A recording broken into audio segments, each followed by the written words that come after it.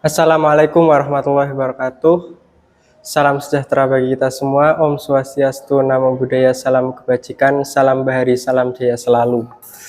Berjumpa lagi di akun BEM Fabrika Universitas Pekalongan. Kali ini saya mendatangkan salah satu mahasiswa atau sekarang bisa dibilang sebagai Ketua Himpunan Hima Batik ya. Dan beliau ini salah satu finalis pemilihan mahasiswa berprestasi Universitas Pekalongan. Mungkin bisa langsung perkenalkan diri, silakan. Ya, perkenalkan, nama saya Yovita Kristi, biasa dipanggil Yovita. Saya sekarang semester 3 di program studi D3 Teknologi Batik Universitas Pekalongan. Untuk sekarang saya menjabat sebagai Ketua Himpunan Mahasiswa Teknologi Batik, dan seperti yang sudah Masnya bilang, untuk di tahun 2022 ini saya berhasil menjuarai juara 2 pada pemilihan mahasiswa berprestasi di Universitas Pekalongan. Di diploma. Ya, diploma. Kalau kesibukannya sekarang itu apa itu, Mbak? Untuk sekarang kesibukannya itu selain kuliah, sedang mempersiapkan lomba kostum karnaval di Kota Pekalongan, karena setiap memperingati Hari Batik Nasional di Kota Pekalongan itu mengadakan karnaval kostum. Nah, emang prodi batik itu hampir selalu ikut dalam lomba kostum tersebut. Baik, kalau awal mulanya kenapa kok tertarik di prodi batik Universitas Pekalongan ini? Pertamanya itu saya menemukan berita terkait 10 program studi yang hanya satu di Indonesia, salah satunya itu program studi teknologi batik di Unikal ini. Nah, dari pertama ngelihat program studi ini langsung tertarik dong, karena ini satu-satunya dan membahas budaya Indonesia. Untuk melestarikan budaya itu emang berat dan perlu bukan cuma keilmuan tapi keahliannya juga. Nah, di program studi ini kita bisa mendapatkan dua hal itu. Dan ditemukan di Universitas Pekalongan itu. Iya, teknologi sekali. batik. Jadi katanya pernah berhenti setahun ya setelah lulus itu. Oh iya, betul. Dan kenapa kok memilih teknologi batik? Lulusnya memang SMA tuh lulus tahun 2020, tapi pada saat itu kan saya dari Bandung, emang nggak menemukan jurusan yang menarik gitu ya, kayak misalnya akuntansi, manajemen atau teknik gitu kan, buat saya nggak tertarik. Makanya 1 tahun saya mencari jati diri saya, kayak sampai menemukan jurusan teknologi batik ini langsung tertarik aja sih. Tapi kalau dilihat dari background orang tua ataupun keluarga itu ada sangkut pautnya dengan batik tidak itu? Enggak sih, sebenarnya enggak ada, karena nemu jurusan ini aja. Satu-satunya gitu. Iya. Kalau definisi batik menurut Mbaknya sendiri apa itu, Mbak? Menurut saya batik itu sebenarnya sebuah proses kerajinan tangan, di mana ada pelekatan malam, pewarnaan dan pelepasan malam, sehingga terbentuk suatu kain dengan seni yang begitu indah, dengan maknanya masing-masing yang itu benar-benar bernilai. Berarti kalau sablon menyerupai motif batik itu bukan batik ya? Sebenarnya bukan batik, karena itu harus ada batik. Proses ya.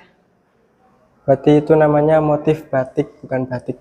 Iya, itu hanya kain bermotif batik. Kalau pengalaman Mbaknya selama menjadi Hima itu acaranya apa aja itu?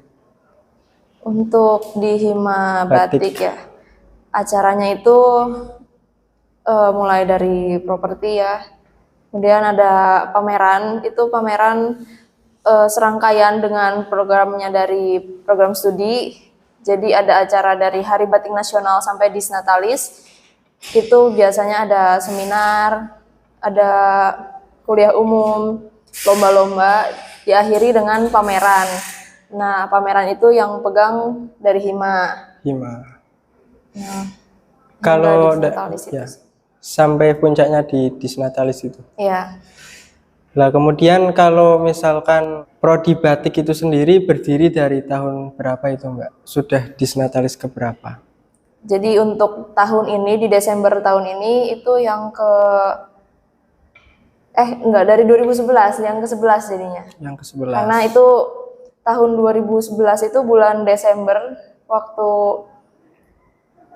dari pemerintah Indonesia meminta Universitas Pekalongan membuat program studi ini. Dan itu ceritanya bagaimana kalau menurut Mbaknya tentang pembentukan prodi batik itu kan dari 2011. Iya. Untuk Hima Batik itu sendiri apakah juga di tahun tersebut? Wah, Kurang tahu. iya, kurang tahu soal himanya. Mengenai kostum ya, kostum yang Iya. tadi. Itu rencananya akan dipamerkan kapan itu, Mbak? Untuk kostum itu karnavalnya pada tanggal 15 Oktober 2022 ini. Itu nanti kita bisa ikut sih, ada karnavalnya seru banget. Dan setelah 2 tahun nggak ada acara karnaval ini, pasti lebih meriah lagi di tanggal 15. Kalau misalkan kalau untuk karya-karya dari mahasiswa batik itu ada yang bisa diperjualbelikan atau intinya disebarluaskan lah ke antar sesama mahasiswa Unikal tidak itu? Itu waktu pameran itu dijual. Nah, tapi memang tergantung sama yang membuatnya dulu. Jadi itu karyanya mereka masing-masing itu kalau mau boleh. Kalau emang mau disimpan aja di galeri, itu kan di galeri punyanya alumni, punyanya mahasiswa. Nah, itu jadi tergantung sama mahasiswanya dulu yang membuatnya. Tapi biasanya saat pameran dijual. Berarti setiap semester atau setiap tahun itu mahasiswa batik disuruh untuk membuat paling tidak satu buah karya gitu.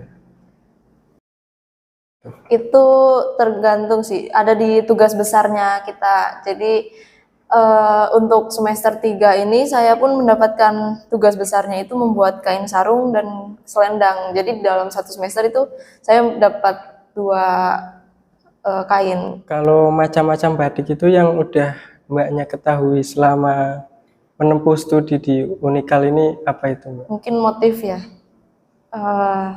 Ada banyak banget sih, itu dibagi sama 2. Jadi awal batik ada itu kan batik keraton di Jogja, Solo, itu yang bentuknya parang, bentuknya kawung itu. Yang dipakai raja-raja itu. Iya, yang dipakai sultan, raja. Nah, karena yang membuat, jadi pengrajin batiknya itu mulai keluar dari keraton, dibuatlah motif yang sesuai dengan masyarakat, disebut motif pesisiran. Seperti yang Pekalongan, Cirebon gitu. Ada motifnya kan buketan, liris, jelamprang itu Pekalongan. Terus untuk Cirebon ada Megamendung yang paling terkenal ya. Ada banyak banget sih perkembangannya. Tapi melihat kondisi teknologi yang semakin berkembang, ada printing, ada grafis lah seperti itu mengancam tidak sih dengan batik tulis itu sendiri? Sebenarnya cukup mengancam ya, karena orang pengen dapat yang bagus, pengen dapat yang murah dan cepet gitu ya. Iya. Jadi pakai printing itu. Tapi sebenarnya kalau masyarakat bisa melihat nilai dan budayanya dari batik itu, sebenarnya batik tulis bisa terus dilestarikan. Selama menempuh di teknologi batik Universitas Pekalongan, ini apa yang Mbaknya baru pertama diketahui dan itu membuat pemikiran atau mindset Mbak tentang batik itu menjadi berbeda itu? Karena pertama dari arti batik itu sendiri sih. Tadinya juga saya sempat bergeser dari nilai budaya itu. Saya lihat motif batik itu sebatas motif aja. Tapi setelah belajar di sini saya tahu proses artinya gitu semua, dari mulai lekatan malam, dari pewarnaan, dari pelepasan malamnya, kemudian unsur ragam hiasnya, warnanya yang beda-beda tergantung berkaitan dengan unsur ragam hiasnya, kemudian penggunaannya itu jadi ada apa ya, melihat batik itu jadi sebagai seni gitu. Menurut Mbaknya untuk apa ya, motif ragam hias untuk yang diminati untuk kedepannya di zaman-zaman era sekarang itu apa itu, Mbak? Kalau dari yang saya lihat itu mungkin generasi muda itu sukanya yang simple ya, nggak yang mungkin kaku banget, lebih luas, lebih dari warnanya yang soft gitu kalau menurut saya. Cuman memang tetap tergantung dengan yang membuatnya sih, ada keindahannya masing-masing. Iya, ya. Setelah gabung di Hima Batik ini apa value yang Mbak terima dari selama bergabung di Hima Batik ini? Untuk di Hima itu banyak ya, mungkin dari struktur organisasinya, dari cara berbicara mungkin, karena saya kan perlu untuk bisa berbicara di depan umum. Kemudian dari program kerjanya itu saya juga apa ya, itu bermakna banget buat saya, kayak pameran itu, kemudian bergabung juga dengan BEM untuk acara makrab misalnya, itu pengalamannya yang tidak akan tergantikan menurut saya. Kalau di Hima itu menjadi ketua Hima ya, Iya. itu kalau di BEM itu menjadi apa itu, Mbak? Di BEM kan Fakultas Teknik itu Untuk sekarang Mbaknya sendiri jadi apa? karena kan tidak bisa double ini ya SK-nya ya. Ya, nggak bisa dualisme ya. Iya, jadi Intinya itu. karena di Fakultas Teknik itu terbatas untuk apa SDM-nya ya. Iya. Jadi dalam setiap program kerja fakultas BEM biasa dibantu satu ormawa fakultas. Jadi dari Hima juga turun tangan untuk membantu. Itu sih. Tetap sebagai Hima. Cerita menelisik yang ke belakang. Awal mulanya tertarik untuk gabung atau mengikuti Pilmapres itu emang dari rekomendasi fakultas atau gimana itu, Mbak, ceritanya? Untuk Pilmapres ya kan dari kepala program studinya memang merekomendasi untuk ikut, karena mungkin ya cukup mampu untuk maju gitu. Dan untuk waktu yang singkat, waktu itu saya mempersiapkan Pilmapres dan kebetulan menemukan inovasi yang cukup bagus juga untuk Apa maju. itu inovasinya kalau boleh tahu? Itu tentang di zat warna batik, karena kan saya melihat di penggunaan zat warna itu kebanyakan sintetis ya. Terus dicari tahu kenapa orang menggunakan sintetis, itu karena lebih mudah, lebih cepat, Lebih cepat. warnanya juga beragam. Nah, saya menemukan menggunakan kulit bawang bombay waktu itu, berwarna kuning hasilnya. Nah, itu saya buat, diekstraksi, kemudian jadikan bubuk. Nah, setelah jadi bubuk kan tinggal dilarutkan, itu mudah sekali ya, nggak usah ngerebus sendiri, nggak usah kasih bahan-bahan sendiri, udah langsung tinggal dilarutkan aja. Tapi itu jadinya satu warna atau bisa dikombinasikan berwarna-warni itu? Yang kemarin itu saya pakainya kan kulit bawang, jadi warna kuning aja. Tapi sebenarnya untuk zat warna alam itu ada banyak. Dari sabut kelapa, misalnya dari daun indigo vera, dari apa ya, daun jati, akar mengkudu, itu beda-beda hasilnya. Jadi tergantung bahannya dulu apa. Tapi inovasi yang saya buat itu untuk setiap zat warna alam dapat saya jadikan bubuk. Setiap zat warna alam. Iya. Mungkin yang terakhir aja sih, pesan untuk anak muda, khususnya tentang batik ya. agar cinta dengan budaya lokal? Silahkan. Nah, untuk anak muda zaman sekarang ya, ayo gunakan batik. Batik itu beragam, nggak cuma yang kolot atau yang kuno, tapi dia memiliki banyak motif yang cukup beragam ya. Dan itu kita harus pertama kali menemukan dulu seninya ada di mana. Tapi jangan ragu untuk menggunakan batik, jangan takut dibilang kolot karena batik itu memiliki arti yang bermakna. Seperti itu. Nah, baik, terima kasih Mbak Yovita atas perbincangan kali ini.